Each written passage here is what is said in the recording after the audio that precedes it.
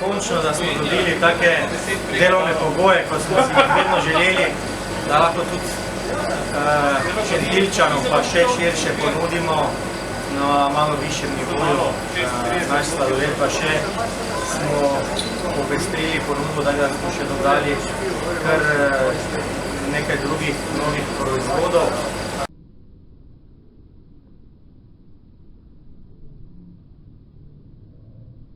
V primerjavi z lansko leto malenkost, neka taka skoraj neopazna razlika je šla po ceni, mi sledimo mariborskemu trendu, kak se cena pri njih giba, potem pa gremo mi tudi skozi. Je pa res, da vsako leto oziroma tudi med sezono cene surovin, od mleka do vsega ostalega grejo kar gor.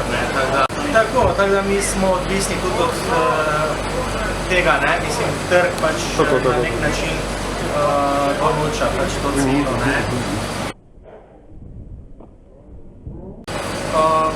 Tako odziv Šentilčanov je bil res izjemen, smo zelo zadovoljni.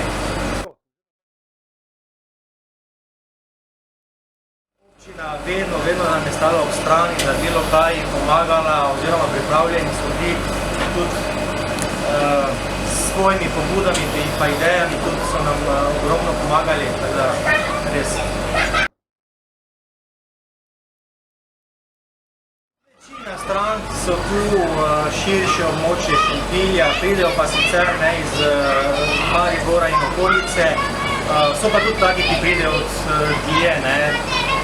Tako da je pa tudi dober del strank, Avstrijci, pač ko trenutno jih ni zaradi zaprtja meje, ampak predstavljajo pa kar dober delež strank.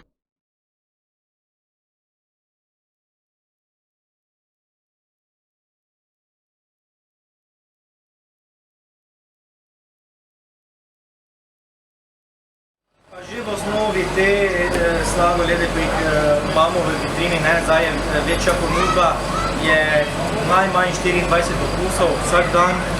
Poleg tega imamo še točen sladoled, smetano po novem ponujemo, potem pa še imamo zraven te, bom rekel, bolj butične proizvode, od lučk, popsijev, monoporcionih in sladolednih tort.